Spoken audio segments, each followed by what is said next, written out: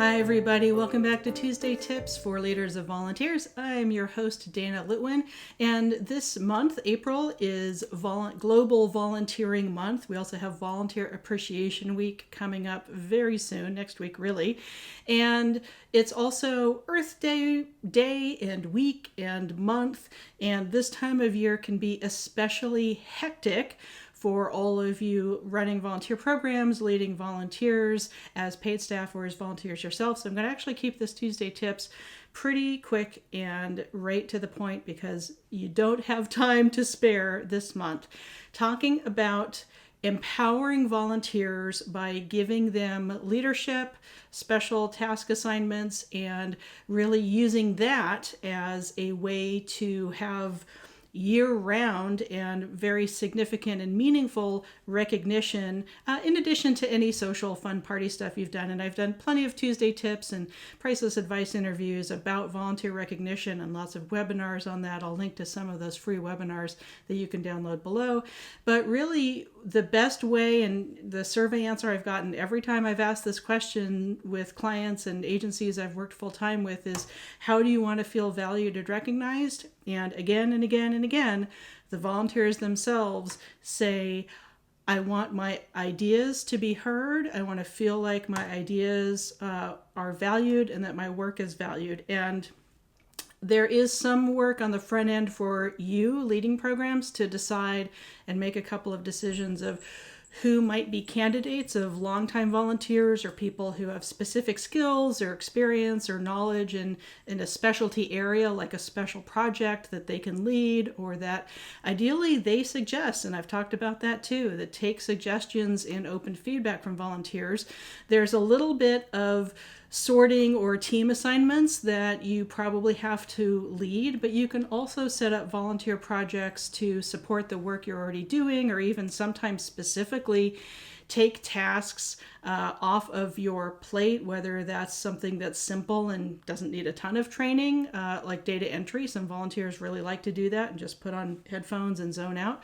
But ideally something that's more significant than taking busy work off your plate, but really brainstorming with volunteers on how to, together as a team, work smarter instead of harder. So you can have volunteers as special project leaders, do research.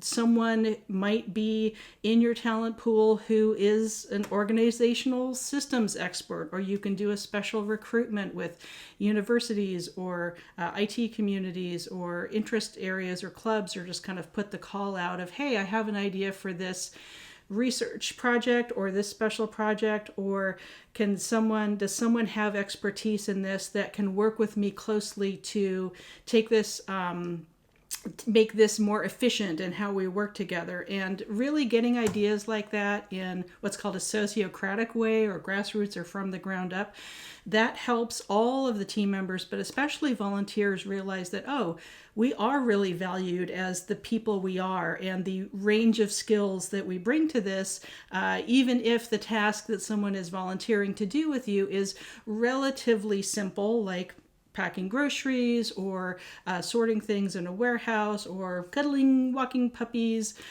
or it could be very complicated, like you run a warm line, a listening line, or a crisis line, or a docent zoo or a museum or open space volunteer thing that takes a lot of training. Whatever the scope of your mission and your organization is, I can guarantee you that just asking volunteers, sorting in your own mind and among your own team for communication styles, like analytical people are going to be better at a data analytics project that they might be qualified for, and emotive storytelling, narrative-driven people who are more expressive might be better at organizing an ambassador program or an outreach committee to train other boothies. But there's probably a lot that is in your other duties as assigned that can be broken into bite-sized pieces for volunteers to do, either as occasional one-offs or as longer term. Again, ideally moved into leading a project, being known as the in-house expert on something, or a team or a committee of volunteers or working group or task force working on something, doing research.